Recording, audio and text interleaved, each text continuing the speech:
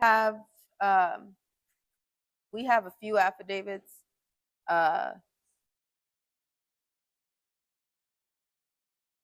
We have a few affidavits on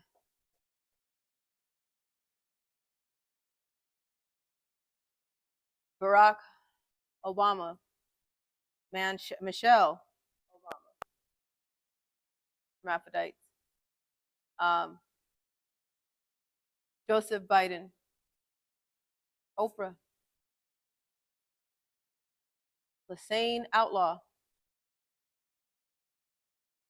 and many, many more. Again, what can we do? We've given information over and we've handed it over to someone and we've said, hey, we can only hand you so much because there's so much of it. No one's done anything with the information that they already have. No one's attempted to do anything with the information that they have. We have the evidence. We have a lot. But as the time, the last 3 years have gone on, we had an attorney that we had our eyes on that we thought, hey, we'll hand that to him.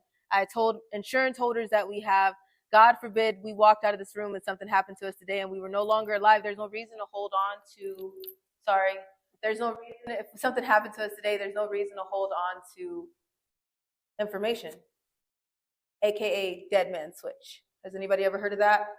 A dead man switch, which means that if a dead man is found, then the switch is flipped on and all of this information is handed to the world. That is what we basically have with insurance holders all around the world and now you. We've given the information over to say that if God forbid something happened to us today, hand it out like candy because there's nothing else to do with it. I'm so sorry. We have so many alarms still. We still have to make sure that we're good in the building, even though that we're still here with security. We just have to make sure that still nothing is going on. We've handed this information out, and people are asking like, why go back? Why? I have never been left alone. Things happened since I was 3 months old, and we are still dealing with all of that shit today. It never stopped. It just unfolds different. When I left the home that I was in with the failed assignment, I'm gonna call them a failed assignment. Because if you're watching this today, you don't even deserve to be called a mother. And the thing is there's a big difference between a mother and a handler. Let's get that shit straight. We're gonna talk about that in a minute. I'm gonna compare a mother and a handler to you. I'm gonna let you know how that goes. But the people that had me at first, I called them failed assignments. I won't even give them the luxury of surrogate anymore. Outlaws. I was about to, but I won't. I'm not going to do it. I'm not what they made me. I'm not here to be vindictive. I'm not here to make a threat. I'm not here to point anybody your direction, but I will hide every piece of evidence that I own like a geocache around this world if something happens to my mother and I.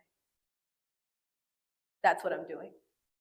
I've redacted names. Every evidence that's sitting here today is redacted.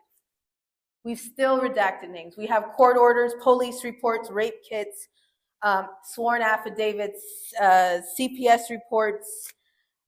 The list goes on. There's a big folder that we have that we're going through today of evidence. And we're handing it and we're putting it in your hands because if something happened to us today, everybody in this room can say, I saw it. Everybody in this room can say, I know it exists. And it's legal. If you take a look closely at the paperwork, you'll see it, it's legal. We've moved some things because in the cases that I have, there are minors that were on the case.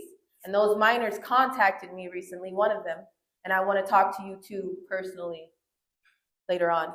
But we've blocked and redacted all those things because I'm not trying to, I don't care. I changed my last name from Outlaw because I don't care. I don't want anybody's money. It ain't worth it. It's blood money. If somebody told me today, I'd give you whatever you want and money, I would tell you to keep it. The only people that would probably take money from is Child Protective Services, because for 1 whole year, they collected money from me while they knew I was being trafficked, while they helped my traffickers, while they documented and aided my traffickers.